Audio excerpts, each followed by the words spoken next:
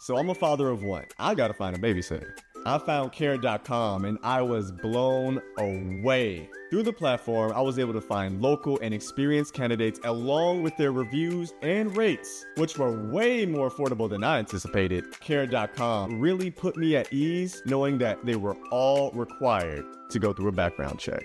If you're like me and you need to find someone reliable for your childcare necessities, check out care.com. Find the ideal sitters for your childcare needs.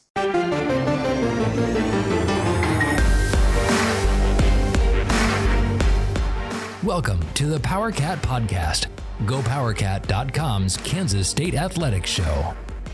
Make sure you're subscribing to our show at Apple, Spotify, Amazon, or wherever you get your podcasts. Now, from the GPC studios, here's your host, GoPowerCat publisher, Tim Fitzgerald. Welcome to another edition of the PowerCat Questions podcast, brought to you by Fridge Wholesale Liquor. Hope you're all doing well. Tim Fitzgerald, Zach Carlson, and Cole Midnight sitting at 1 a.m. Carmody today for your podcasting pleasure. This other job thing for Gilbert is not working out. We gotta get him fired. That's it. We're gonna get him fired. How about just get his work schedule changed? Seems easier. Or we could adapt to him. Nah.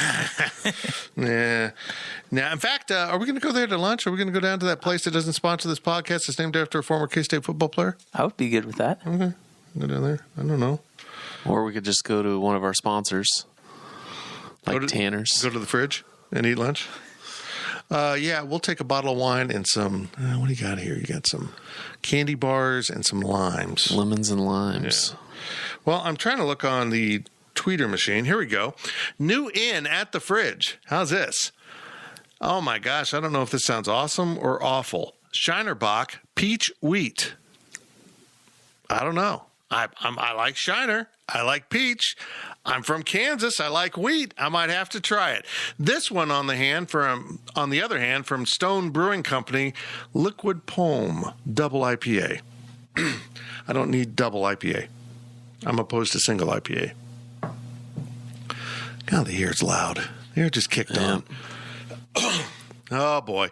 Our segment sponsors, as Zach teased a second ago, are Tanner's and the High-Low. We might have to go eat at Tanner's. Maybe we'll just go say hi to Gills at his other place. Moon him. Or how about this? We pretend like we're buying drugs from him to get him fired.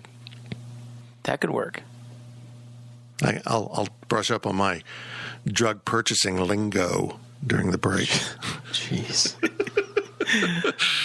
Oh, it's your questions from Wabash Station, and here we go. Cole Midnight, Carmody. First question from TN Cat.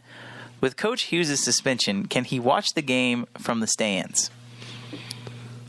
I would think so. I don't think so. I think he has to be hidden away. I'm pretty sure he was in his office. Sure. At Toynton. Sure. Like, can he watch the game from a suite? I don't think he can. I really don't.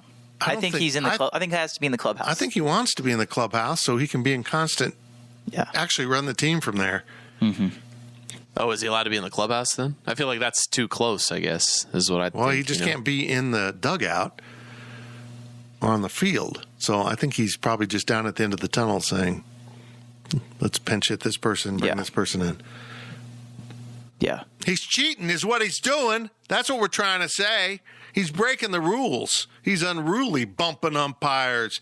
Probably went out with a baseball bat and trashed the guy's car.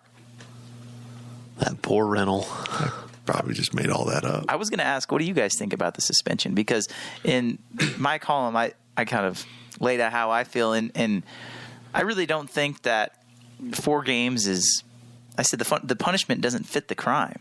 I just feel like 4 games it fits the crime if it's an intentional, like, aggressive bump, not accidentally brushing up against someone because maybe they close space on you unexpectedly. That seems cowardly. But we haven't seen the video of it, you know. It basically, I guess my message to Coach Hughes was, dude, get your money's worth. I mean, if you're going to get 4 games for barely touching the guy, maybe get a good belly bump in there. Sparky Anderson his ass. Just get up in there. Billy Martin him. Kick him in the shin if it's 4 games. Man, it was. I agree. I agree that the rule's too strict. There's not enough, room in there to define between a violent bumping and an accidental bumping. Thank you, Darla. And 4 games in the context of a college baseball season is very significant. I mean, that's really a lot of games. I understand that you'd probably want them to be done for that series with that crew. I get that. But, I thought it was a little bit much. But that's the rule, man. That's the rule. You can't touch the blue. What do you say about that, Zach, you former blue person? Yeah, I don't want to be touched. Well, I'd kick you out if you touched me. I don't care if you get suspended because I'm not in charge of that, but I'd kick you out. Oh, yeah, I don't blame him for if there was any contact running him.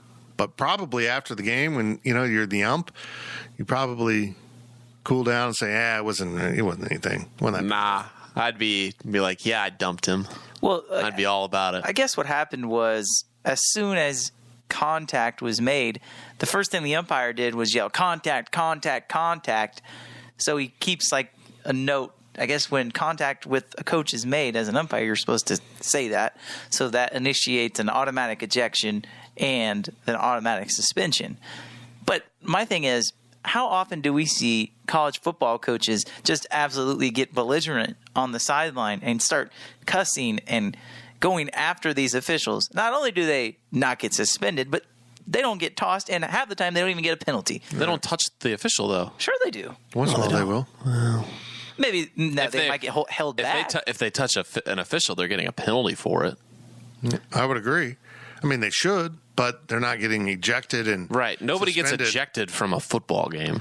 But that's as far as a coach goes. Why? I mean, that's just the part of it, right? It's a valid point. Yeah. I don't know. I think the whole situation is it's unfortunate just because of.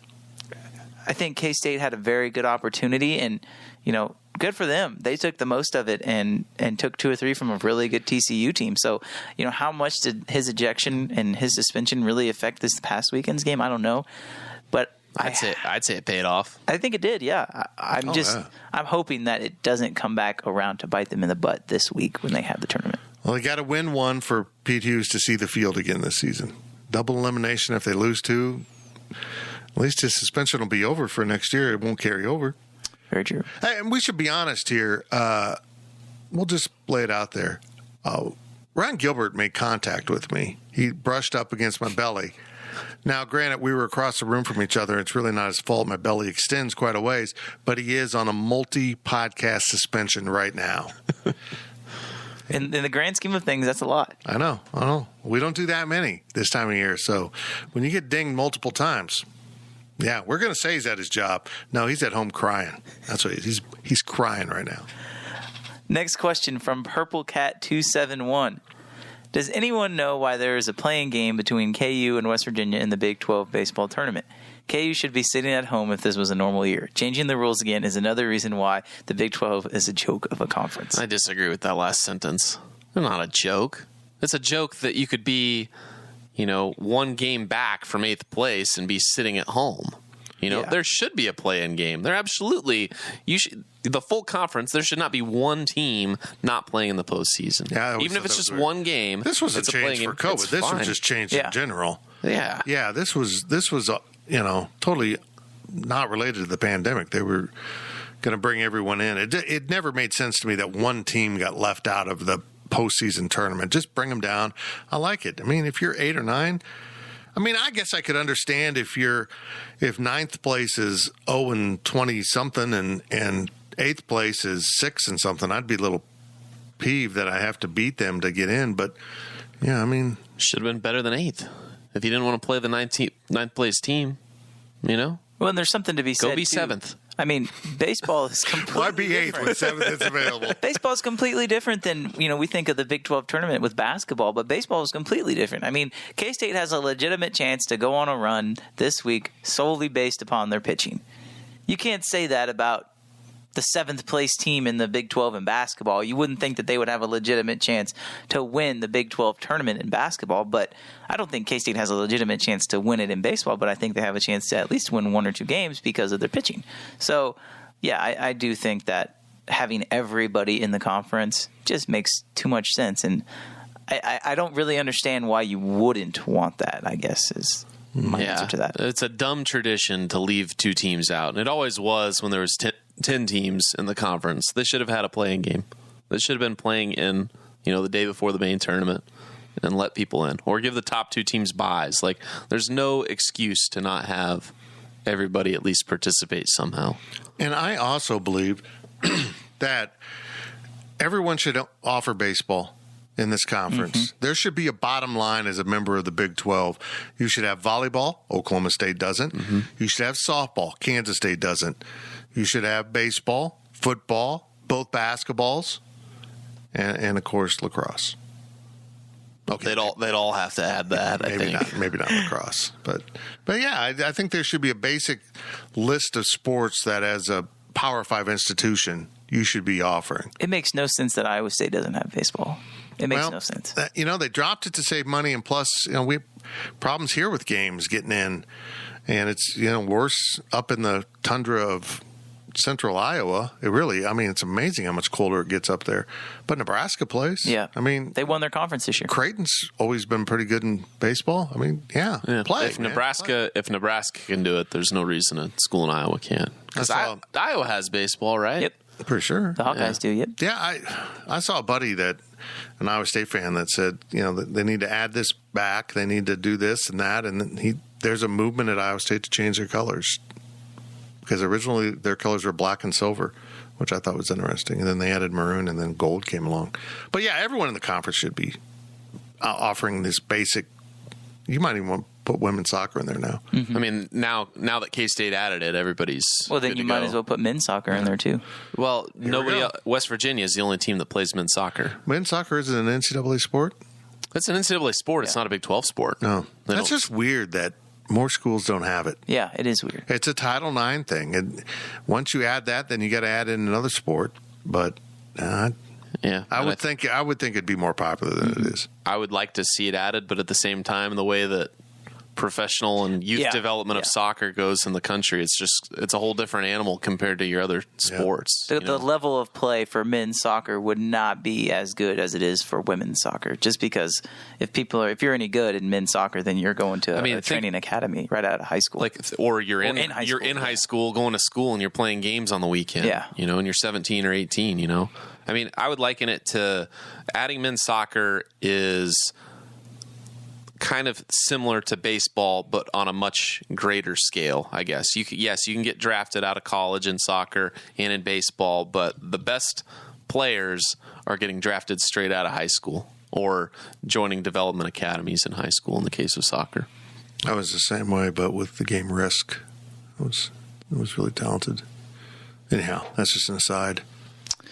Limestone Silo asks, what would be more beneficial in the long term for the baseball program? Having the fringe draft hopefuls go much higher than projected, say top 10 to 12 rounds, which will look good for recruiting, or to have them picked way down the draft after round 25 to 30, which will push them to return for another year. Thinking about guys like Zach Kokoska and Dylan Phillips. Obviously, Wicks is his own story. That's a really good question, actually. Yeah. And I'll be blunt here. I don't think I have a good enough grasp on college baseball to define that. What would be better for recruiting, that I can go to Kansas State and be a top 10 round pick? I don't know. I don't know how to define that. I think it's tough because you're right. I think ideally you would want to say a combination of both, right? Ideally Zach Kokoska gets picked in the 10th round and says, if I come back to K-State, I know I can get better under this coaching staff and come back and even go higher the next year.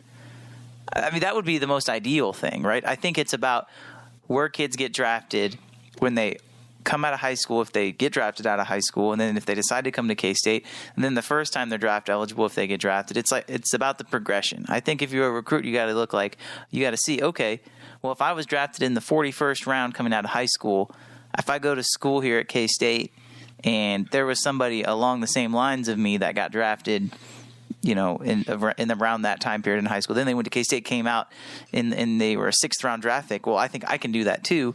I think that would be the most beneficial thing. But as far as this question goes, for this year, I personally think having them come back would probably be the correct answer, just because, I mean, losing those guys would hurt the team next year. If they lose those guys, they're going to have to rebuild again. Yeah. I mean, that's just the bottom line. Yep. I think in the short term for Kansas State, getting those veteran players back is essential. And eventually, I guess the goal would be to get guys that don't climb to the 10th round, but are viewed that way, that know that if they come to college, they can get there. So this, as Pete Hughes just said on a press conference we just were on leading up to the game Wednesday, they need some street cred. That was exactly what he said, because they're not being viewed as a bubble team for the tournament right now. And Oklahoma, which finished below them in the conference, is viewed as a bubble team. And, like you said, we just don't have the street cred yet. So they need some more winning to get them to where they need to be. Limestone Silo again asks, would you rather K-State field teams made up of only in-state players that would be limited on high-end talent, but would contain a full roster of very dedicated tryhards willing to commit long-term and bleed for the program, or teams made up of only out-of-state higher-ranked recruits that would definitely have a higher ceiling, but also bring greater usage of the transfer portal and less buy-in to the health of the program? I think he's talking football now. I should have made that clear. Yeah, we're transitioning from baseball to football a little bit. I don't care. I mean, I think you need to have it woven together. You need to both. You need the local guys to kind of form the family, the kind of the binding agents there for the locker room, and then the out-of-state guys. I mean, that's not to say in the state of Kansas you can't get high-level guys, but you can't get enough of them, so you're going to have to do both. Now, when we were just talking about football, but in other sports, I think you actually get in trouble with selected sports when you over-recruit overseas. You get too many overseas people. That kind of bothers me. That now we're just flat out trying to compete. Not a player here, a player there. It's like half the roster's overseas. I'm like, okay, I get it. Track's that way. Certainly tennis is big time that way. But, I guess if there was a bunch of guys from France that could help your football team, you'd probably take them. Yeah. Oui. Mbappe, would he come? Put on some pads? I don't know. You have no clue what I just said?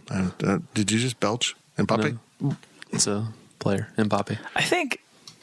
I mean, K-State really has had a tradition of having in-state players, and it's worked out pretty good for them traditionally in the past.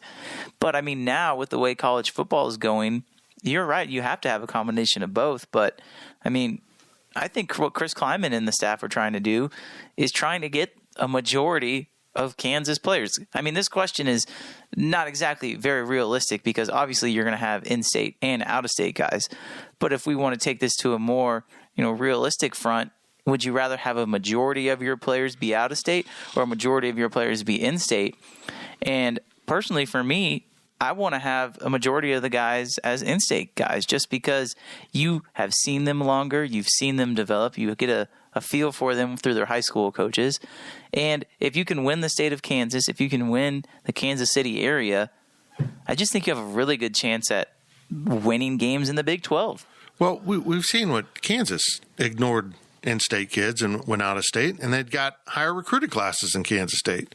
Didn't translate to anything tangible, so I see that. And you look over the course of K-State football, sure, you've got the Michael Bishops from Texas, but you start listing off the guys. I mean, Mark Semino, Kansas. Darren Sproles, Kansas. Terrence Newman, Kansas. I mean, you can go on and on and on. The number of Jordy Nelson, the number of Kansas guys that have flourished at a high level for this program and moved on to other levels to NFL. It's amazing, and you need to just continue that process. But those are generational type guys, once on a roster for 4 years type guys, and it just kind of turns through. There's not year in, year out. You need 11 players on each side of the ball to field a football team. Yeah, you got to weave it together. You got to do both. I agree with you at a point, Zach, but who has been the best quarterback at K-State in the last 5 years? Skylar Thompson.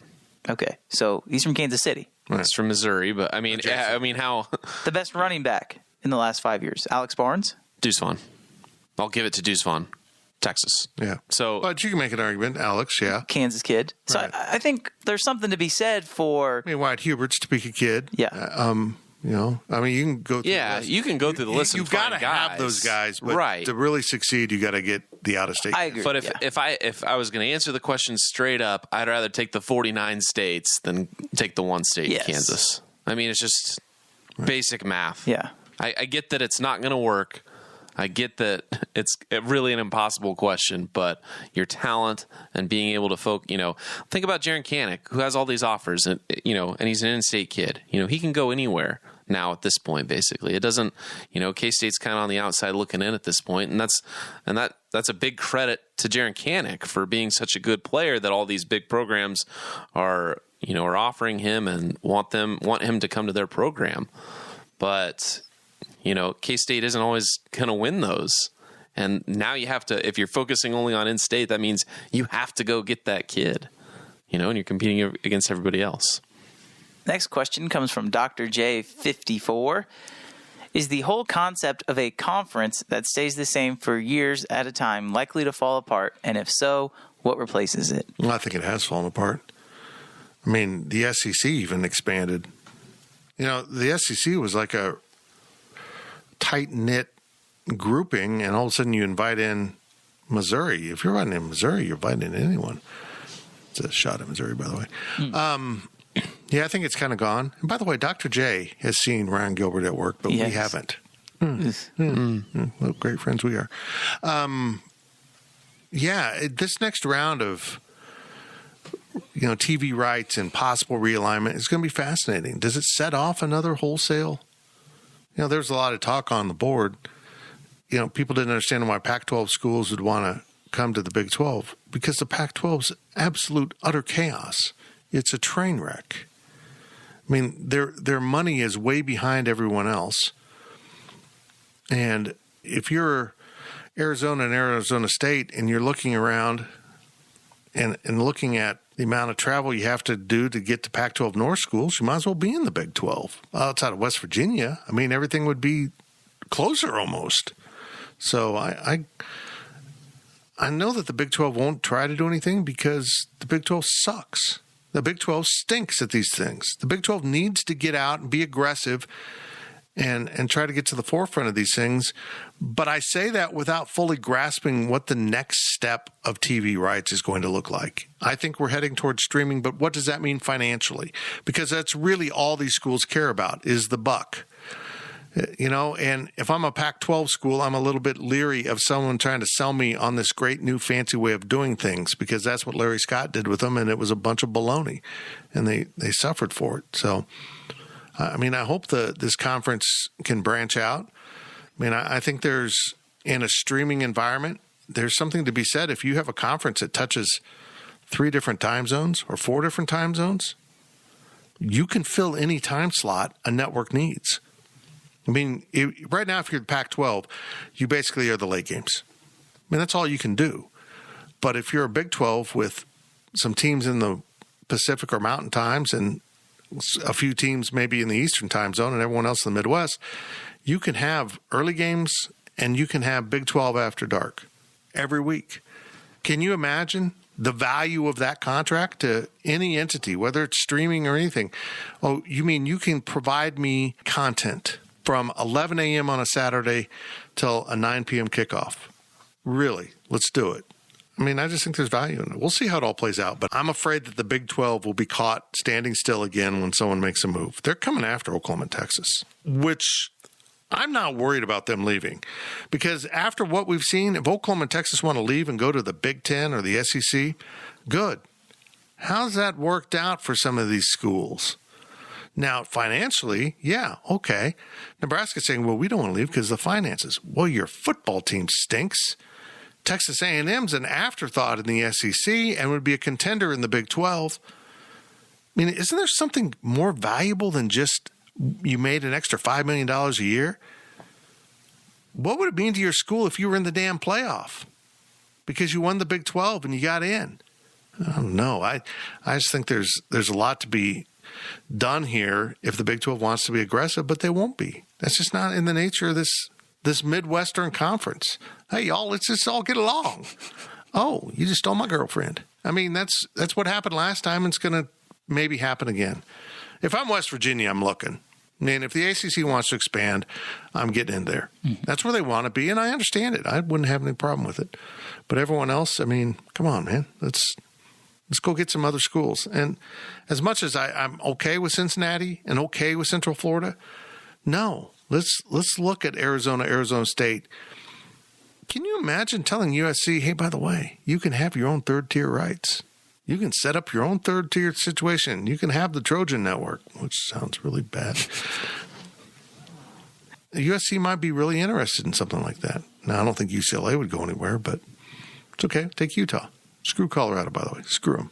I think the conference format we've seen will probably stay the same for the most part. Yep. You know, I think that you might see some trades between some conferences where people are like, hey, let's go check out, you know, see if the grass is greener on the other side here. Or maybe, you know, it's West Virginia. Let's go fit better into the ACC or something like that. You know, maybe the Arizona schools come to the Big 12. Who knows? But I think generally you'll see the same conference structure. But if I had to think of something new, and we talked about it a month ago, probably be some sort of super league. You know, Texas OU, they leave. Ohio State, Michigan, they leave the Big Ten. Alabama, Florida, Clemson. Who else deserves to be in this super league? USC, Stanford, or UCLA. You know. Yeah, I agree. Oregon. It'd be a disaster for those schools to do it. The problem, and I brought it up when we talked about the Super League, and it would be a problem again. If you do this Super League where you think you can get all this money, somebody has to be the bad team. Yep, someone's going to be. Somebody is going to be the Nebraska of the league. That's just gonna. They used to be this cool power, and they just couldn't keep up in this league because just like soccer, there's no draft. Everything, you have to go source your own players. There's no fairness or parity.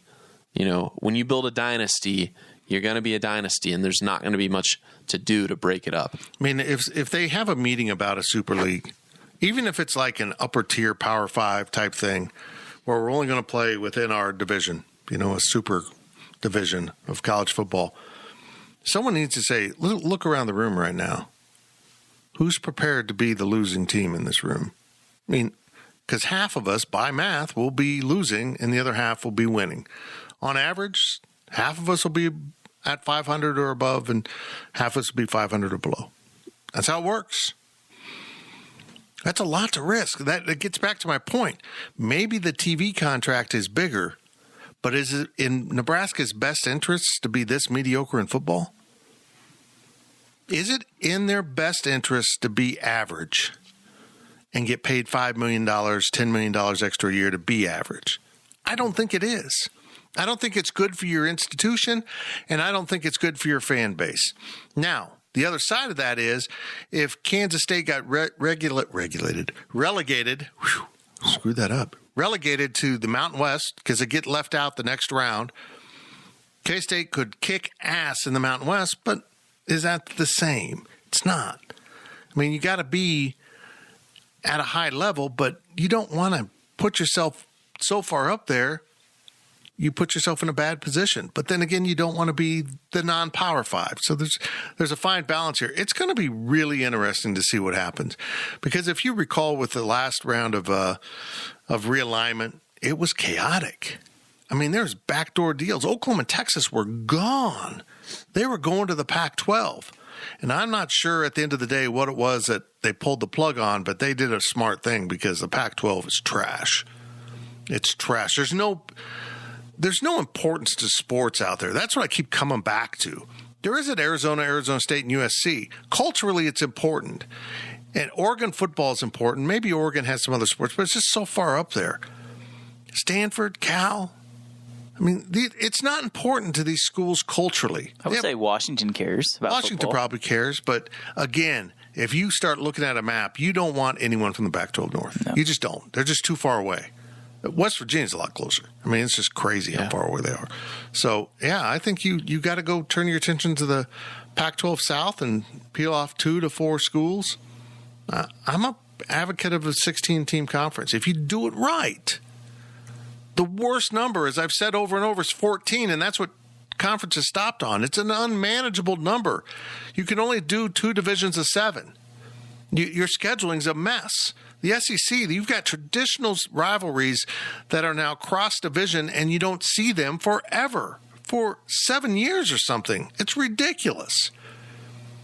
When you can make a 16-team conference that sees everyone every 3 or 4 years. So that's what I think these conferences might go, we got to get off 14. We got to get off 14. But is there extra money in the budget from the TV entities to reward you for adding 2? That's been the Big 12's advantage is at 10, their contract's smaller, but the pie is only cut up into 10 slices. You definitely. Oh, sorry. I thought you were asking the next question. Sorry. No, I was going to say, Fitz, you definitely got to fire it up out of that. Yeah, I think so. And the last question of the first half of the podcast comes from Go Upert Cat. Why has the Pac-12 hiring of George Kilikov made me so nervous about the future of the Big 12? And should this out-of-the-box hire hasten the replacement of Bob Bowlesby? Given that Bowlesby's current contract expires at the same time the Big 12 GOR ends in 2025, would it make more sense to bring in a more forward-thinking commissioner sooner rather than later? I'm afraid waiting until 2025 will be too late. GOR being grant of rights. You've nailed it. Bob Bowlesby's the peacetime commissioner. He's a peacetime commissioner, and we're about to enter wartime. And I think the Pac-12 tried to find their Churchill because the previous guy, I just ran out of World War II comparisons. Who was the guy from Britain that screwed everything up? Larry Scott. No, okay, that's fine. I feel like I should have known that out of everybody. That's fine. The guy that appeased the Germans. Larry Scott, this is what I find fascinating about it, is they hired another out-of-the-box thinker to replace an out-of-the-box thinker. Because Larry Scott was from outside and did all this different stuff.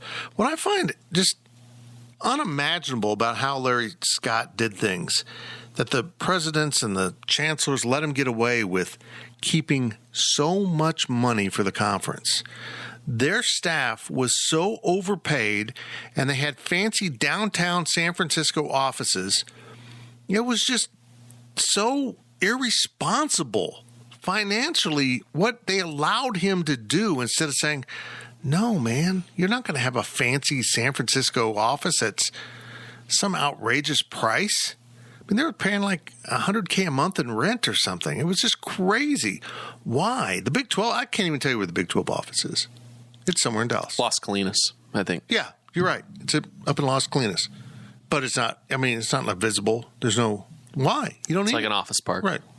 Right. That's Neville exactly. Chamberlain, by the way. Thank you. Larry Scott. Larry Scott. So I don't know what this new hire is going to do. Maybe.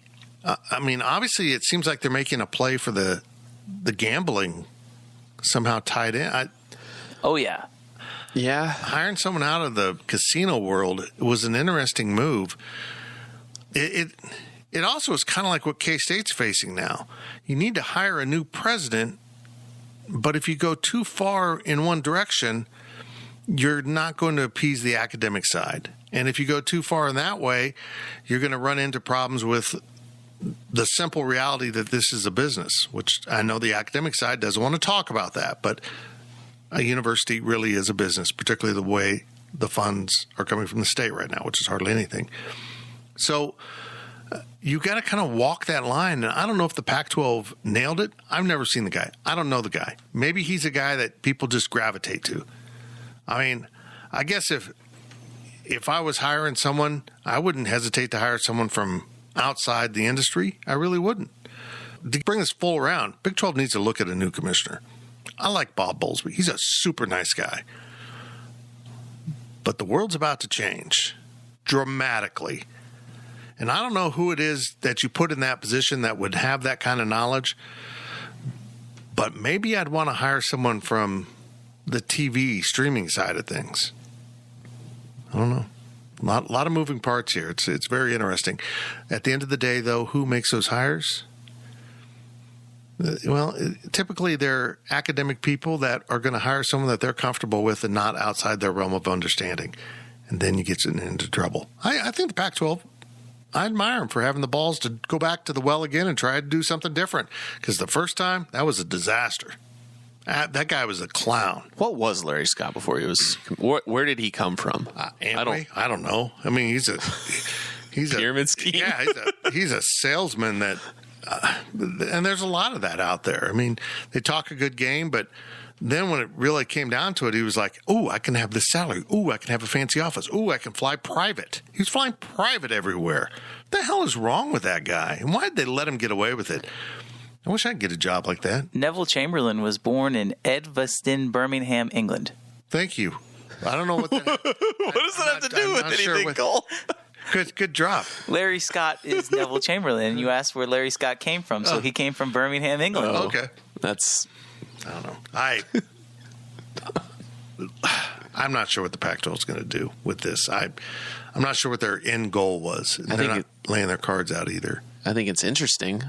You know, he comes from MGM, right? Yeah. Yes. I just looked that up. Casino, plus, I mean, not even just casino, just the entertainment industry. Right. They recognize that, hey, this is an entertainment thing that we're doing here. We're putting these games on TV. We're making money because people want to be entertained. And the academic side is just kind of a sideshow to the athletics. So I think it's interesting that he's not really directly with sports, but with the way gambling is, you know, and the fact that this is entertainment, I don't think it's as bold as what people think it is. I think it's a decent move, I think. Okay, we better take a break. We're gone long. We're out of control. We'll be back after this short break on the PowerCat Questions podcast, sponsored by Fridge Wholesale Liquor. GoPowerCat.com's PowerCat podcast continues after this short break.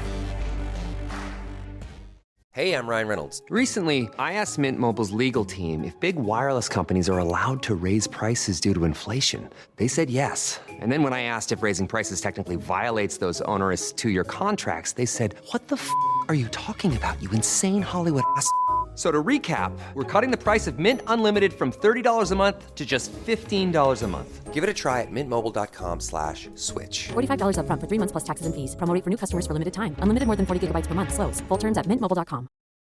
Picture this nightmare scenario. You're hosting friends for the big game. It's neck and neck in the fourth quarter, and suddenly you realize you're out of drinks.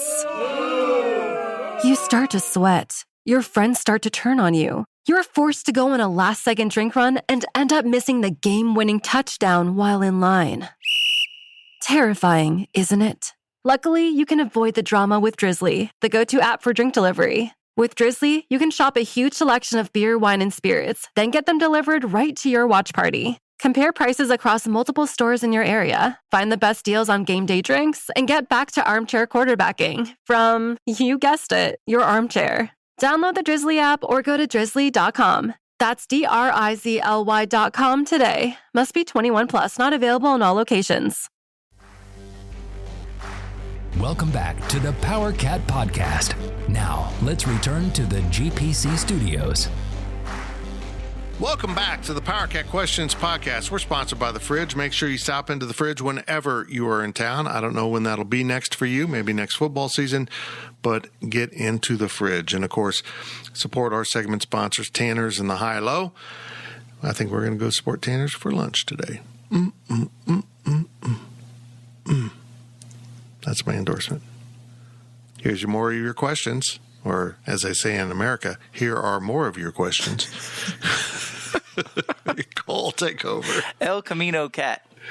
It looks like we will have a new university president soon. What should be at the top of that person's to-do list? I am not a crook. That was good, by the way. I'm always good with connection. I don't know. On their to-do list, they've got to get enrollment back up. Enrollment's skidding, and the pandemic made it worse. From a personal standpoint, give me a good plan for Hearn Fieldhouse. I want to know what's going on there. But overall, they've got to get enrollment. They got to get the trajectory of this university back upward because it's sliding. It's not viewed as the place to go right now. And that some of that goes beyond the university president. I think the city failed K-State in some ways.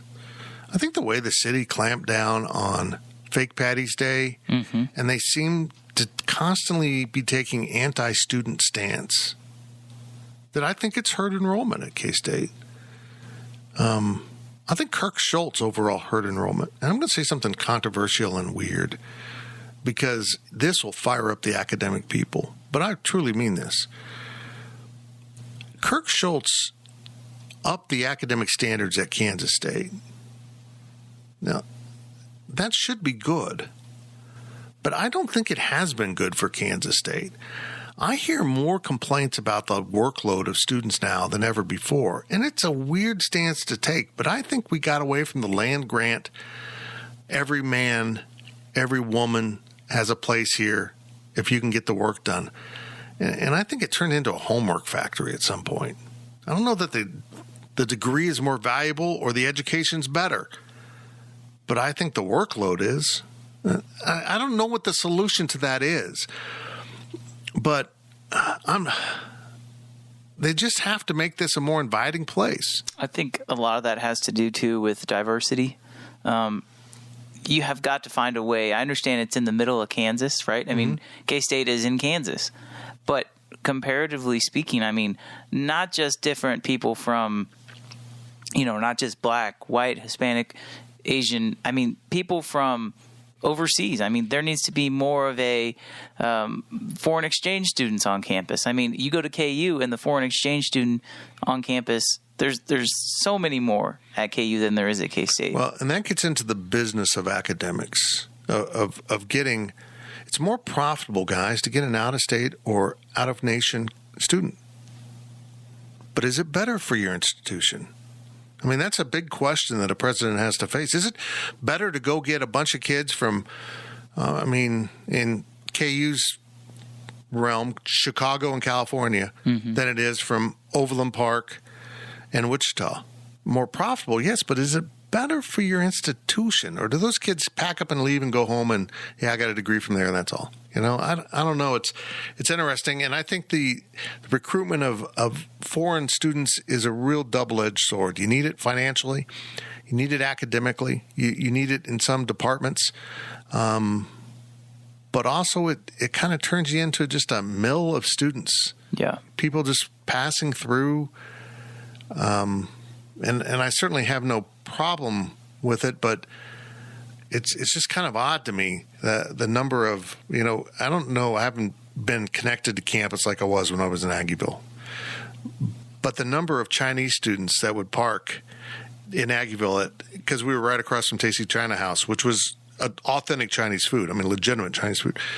In Audis and BMWs. And I just find it all weird. Yeah. It's not a cultural thing at all. I don't understand why they're here and, why they pick Kansas State. A lot of it's ag, but it's all an interesting balance. You've got to get enrollment up. But, boy, go and get a bunch of international students and out-of-state students to get your enrollment up. Is that really the mission of Kansas State University as a land-grant institution? I just think it's as much as diversity. And maybe it's not as much of, out of country students. But I'll be 100% honest here, guys. When, I'm an education major and there is not a single student of color that is going to be going into secondary social studies in my block classes, which, I understand that, the College of Education does not reflect the university as a whole. But to me, there is some reflection in that. I feel like education is a major that is a pretty popular one across the board as a whole. And I'm not saying that, again, that it's about getting students of color, because that's not just what diversity is. But K-State needs to play off of, hey, if you come to K-State, you're going to have the experiences from people from Kansas City, and you're also going to have experiences from people from Western Kansas. I mean, there's no reason why this can't be just the melting pot for in-state students, and if you want to bring out-of-state students in. There's no better way to get a real-world experience than by mixing everybody. And I don't think at KU you get that. That's just my personal opinion. I would agree. I think that's a very valuable opinion. I'm really split on diversity. And don't take this, I'm against it. And you need to make sure you're attempting to recruit students. But at the end of the day, it's up to the student to decide if they want to come to Kansas State and study in education. 100%. And maybe I'm an old white guy, so I don't know how a young black male or female might think, but maybe Kansas State isn't the place where you want to do that. Now, maybe that's what you're saying. We need to change that image. But I would imagine that there's other institutions you might lean towards. And maybe the fact that it's an ag school might discourage. Yeah. Not to say that minorities wouldn't be ag related, because they are. We're in the middle of Kansas, and when you start measuring diversity from national standards, it isn't a full reflection. It's impossible to reflect that in the middle of Kansas. And I think maybe the goal would be make sure you're welcoming to everyone. Yes. Not go out of your way to go recruit someone specifically because of the color of their skin or their nationality or whatever, but make sure you have a friendly environment. And I go back to the study, and it's been years ago, it's a good 5 years ago maybe, when Kansas State was viewed as one of the most LGBTQ-friendly campuses in the country. Now, doesn't that blow up conventional thinking about an ag school? I mean, I thought that was one of the best advertisements to how welcoming this place, this town, this university is. All I know is they got to fix enrollment, and they got to make sure, because this is a real problem now across the nation with college degrees, that these are useful degrees. Quit getting students enrolled just to get them enrolled so you can get their money and stick them with loans. That shouldn't be your goal, is just to get the student. Your goal should be to get the student a degree that will help them into the future. And maybe that's an area where K-State should put a lot of emphasis onto, is placement, postgraduate placement. We're not just going to get you the degree. We're going to make sure you get a job. That, as a parent, would resonate with me. You're going to get me off the campus in my Wichita High School to come to Manhattan, Kansas, which isn't where I'd probably want to go, but you've told me that this degree translates into the real world and you can get me a job. I'm telling you what, I'm just stunned more people don't come here for graining and milling sciences. It is the golden degree in this country, and Kansas State should be selling that. The enrollment in that department should be 3 times what it is. They should be out recruiting students nationwide, and they're getting a lot of international students in that department because it's a degree that translates all over the world, creating food. I think the number one thing the next president needs to do is they need to figure out a way to portray the value that a Kansas State degree has in the real world. Right. Because I think that right now, I think about my degree. I mean, nothing against working for you, Fitz, but this is not what I got my degree in, and I get that a business degree is a business degree from, any other, schools outside of, your Ivies or wherever else. But, there isn't a lot of value to a lot of these degrees. It doesn't matter what the name of the institution is. Right. K-State needs to go after specialized students for specialized degrees that have real world value. I think that's the problem right now. And not just K-State. That's a lot of places around the country. The college degree does not hold the same amount of value right now as it did when you were in college, Fitz. It just doesn't. No. The price point does not make sense. It doesn't make sense for people to go into debt. No. Hundreds of thousands of dollars into debt. The value proposition that a 4-year degree has in America just doesn't make sense for a lot more people. And I credit that for the drop in enrollment more than anything for K-State. So, every once in a while, I'll get this bug up my butt to go finish off a master's in journalism. Just the habit. So I start researching schools, and there's a for-profit institution in Florida called Full Sail. And the only reason I bring this up is go look at their degrees. They have really targeted degrees to attract students and get them a functional job in the world, whether it's entertainment, music, or journalism. And their only journalism degree is cross-platform. That's all. They just want to talk about everything in the new media. That's all they're worried about. basically their thought is screw newspapers. And in some ways, screw local TV and all that. You're going to learn how to be a convergence journalist that does everything, which is brilliant. But every degree should be looked at.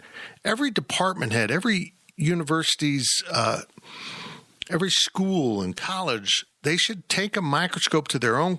But see, this is just like any government thing. Everyone gets possessive. I'm not giving up this. I have students. I'll have a smaller budget. They need to really look at this. Is this degree valuable? And I would argue that making sure you have a strong education department for a land-grant institution is important. But is journalism, maybe ag journalism, if there's such a thing anymore, or if you're going to offer it in, social media journalism. Mm-hmm. I don't know. I'm just talking now. What really does connect to a student and gets them here? Or is it something that they don't really need a degree in? Do you need a degree in social media management? No, the problem with these new jobs, I remember when I was in 6th grade and somebody came in and said, hey, 2/3 of you are going to be doing a job that does not exist today. Exactly. When you graduate college, the problem with going to college is who's going to teach you how to do these jobs that don't exist? You have been on that from day one, and you're exactly right. How? Because you put all these people that have tenure, they learned one thing, they're good at it, you take these classes from them. What have they done in the real world the last 20 years except write a research paper for something they don't necessarily know anything about? And that's one of the reasons that is the problem why nobody is going to universities. I look at getting a master's degree, which in the end would be to teach. I mean, that's why you get it. And at age 57, in a couple weeks, I feel like I'm way ahead of my colleagues in understanding new media. Yeah, for sure. And yet I'm not. And yet, when it comes to social media and things like that, I'm still lagging behind. Just because. I mean, it's a generational thing, too. It is, and it always will be. But Zach's exactly right. What you end up with so many academic people is, well, I did it in the real world, and now I'm teaching, and I've taught for the last 20 years. Oh, so you have no freaking clue what's going on in the real world for the last 20 years. I mean, if I had left the journalism business 20 years ago to get into teaching, okay, about the time, a little bit, just roll it back to 22 years ago when I started up, my wife and I started up this company. I know so much more about journalism now than I did then that I wouldn't know, and I'd be in a classroom teaching people. It's a real problem. So, and honestly, with what K-State pays and the academic reputation of the school, are you really going to get the best and brightest to come teach the students here? It's just reality. It's a real challenge. And boy, we've gone along on this. Yeah, I'm pivoting and I'm going to a different question. Since we're talking about kind of enrollment here, from Court Cat 44, if enrollment continues to decline with a new president, will that have a negative effect on athletes? Athletics. Oh, athletics, not athletes. It'll have a negative effect on everything. Yeah. And everything. Well, it doesn't necessarily mean you're going to be bad in sports. I mean, you look at the model of a Kansas Wesleyan, sports are the institution. That recruitment of students is so important. You could almost make an argument that if your enrollment's sliding, you should add some more sports and bring more kids in. But it'll just destroy the town is my bigger concern. Well, not so much about athletics, but right now in this town, trying to find students that are willing and able to work, it's difficult. I mean, businesses are scrambling. I bet you we're going to have businesses closed because they just can't find help. Just can't find it. A lot of that has to do with the pandemic, too. Yeah. And kids that's another thing that we didn't really talk about in that last section, but education is changing. Hybrid online learning is going to be around for years to come.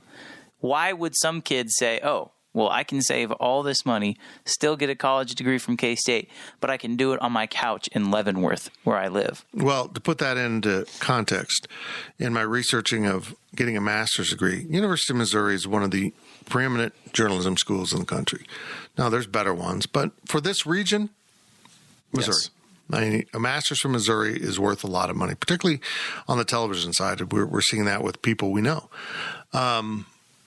It's cheaper for me to get an online master's degree from the University of Missouri than to go to Kansas State and get a master's degree. Mm-hmm.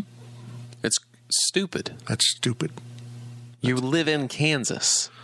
I can save a couple $1,000s getting my master's degree online from Missouri than walking up to campus like I'd walk, going to campus right here in town and getting a degree. And getting a lesser degree, like you mentioned. Amen. It's crazy. You've got to balance the academics with the basic premise that this has to be viewed as a business. And academic people go crazy when you say that. I'm sorry. The real world is calling. And you are about to lose your job because academic institutions are going to collapse at any moment because people are done paying these tuition fees. The tuition's too high. Anyhow, next question. Let's move on. CourtCat44 asks again, how much correlation, if any, is there between the overall health of the university, enrollment and academic success, and successful athletic programs? Oh, there is. John Weefeld always said it the best. You can build a beautiful house, but you better have a front porch that's inviting.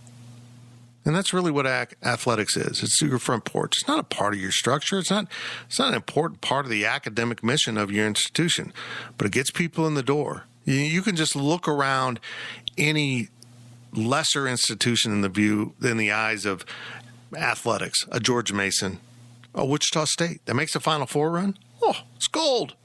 Gold. The greatest advertising you can ever get is your athletic programs being successful. Kansas State has to get back to that. They just have to get back to that. Pete Hughes again, he mentioned it. We got to get more street cred. Well, that's true of all athletics. That someone posted that stat about since the realignment, the 10-team Big 12 conference. If you ask someone around the country, name the top 4 teams and football winning percentage since the Big 12 went to 10 schools, they would probably get Oklahoma State, and Texas. I bet you almost no one would pick Kansas State to be that 4th school. Mm-hmm.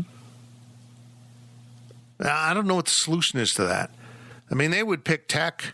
They'd pick Baylor. TCU. TCU's the hot one. Oh, TCU's going to be so good. How all of a sudden did TCU become the school that everyone every year is so damn bullish on? It's like the Chargers in the NFL. It's crazy. And I just, that's not a small window. That's a 10-year window now, isn't it? Roughly? Since the realignment? Mm-hmm. Look. Yeah, nearly. I mean, that's something to be proud of. But nobody knows about it. Well, Bill Snyder did the same thing with, enrollment at K-State. I mean, how many times have we heard the story that without Bill Snyder, K-State is relegated to Division II status in all the other sports? I mean, they start winning, kids start coming to K-State. So, I think if your athletic programs are successful, then your university will be more successful. It's a good recruiting tool. And you know what K-State needs more of? They need more recruiters like Taylor Bratt.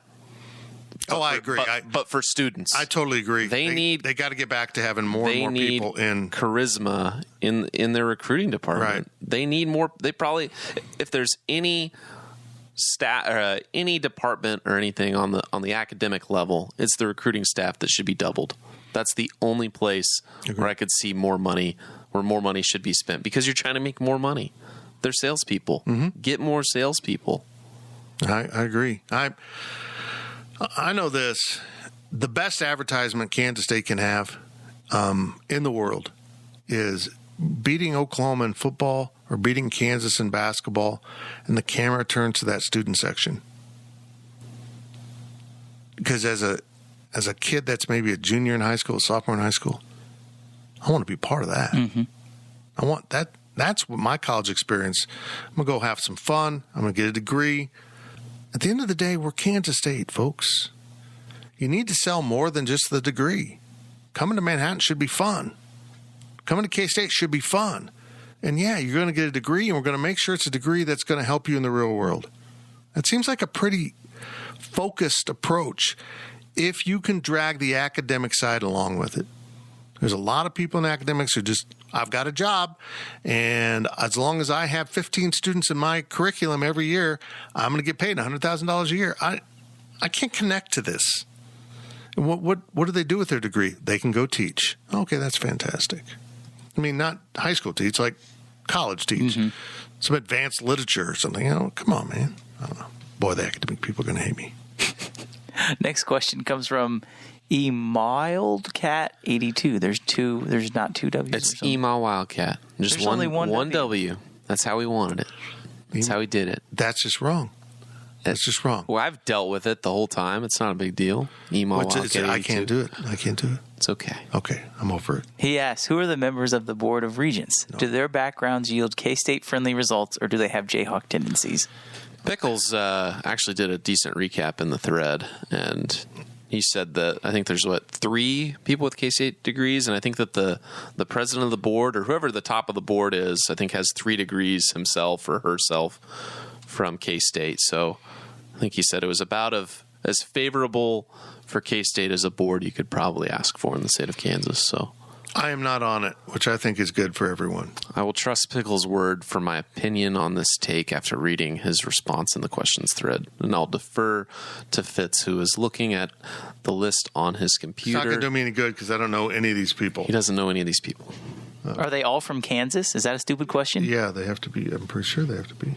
I believe they're at least living in Kansas since they're on the Kansas Board of Regents. I do think it's important to see like where they are located throughout the state too. I mean, that is an important something to keep in mind, right? I mean, how many of these people are actually sure they might have been graduating from K-State in whenever they did, but how many of them have been to Manhattan and have actually seen what the university needs? Not saying that they're not going to know and not going to do their due diligence in making a hire, but I mean, there's something to be said for actually trying to get a feel of the actual university. I mean, I'm itself. certain that all of these people on the board go to each institution multiple times a year. I don't have any concerns with their knowledge of the system. No, of the universities. I do have potential concerns of who they may want to hire and who they want as president for the university. At the end of the day, if you're on the Board of Regents, your one concern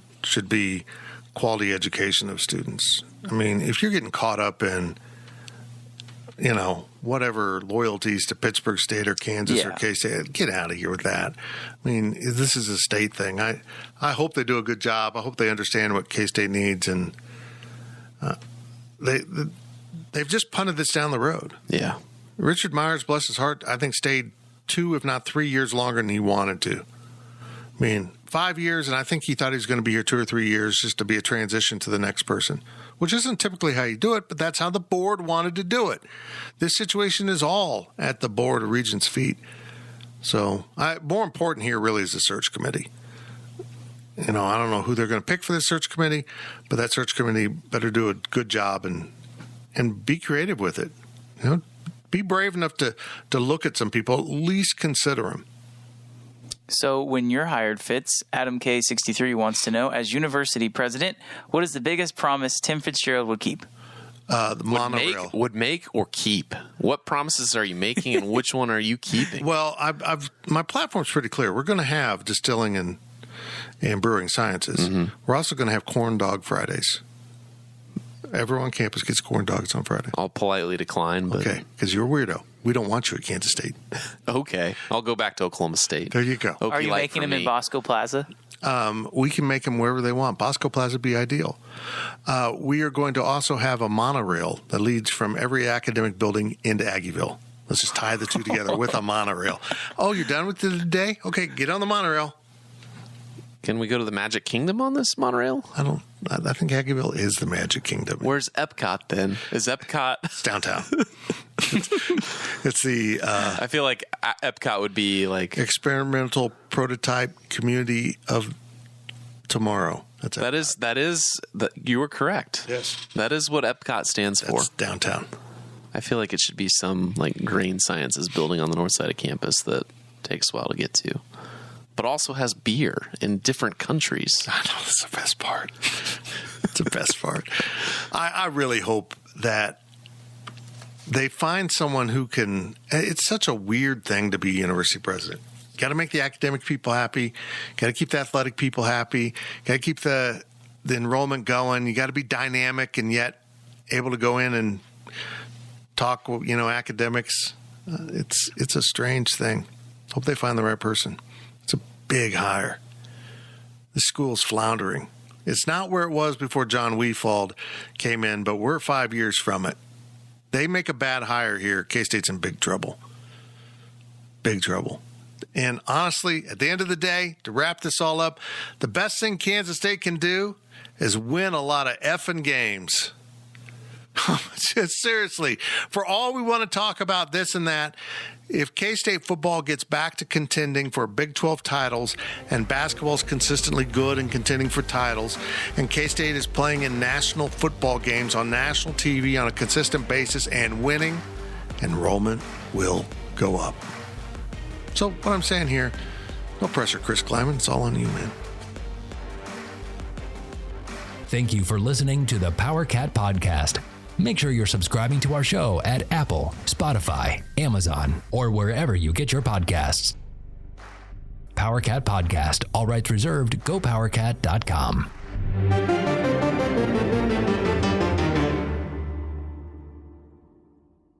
With Blue Link Plus, you can access your Hyundai Tucson Limited remotely. Doors unlocked, temperature set, lost car found. There it is. Get complimentary class-leading Blue Link Plus. Call 562-314-4603 for complete details.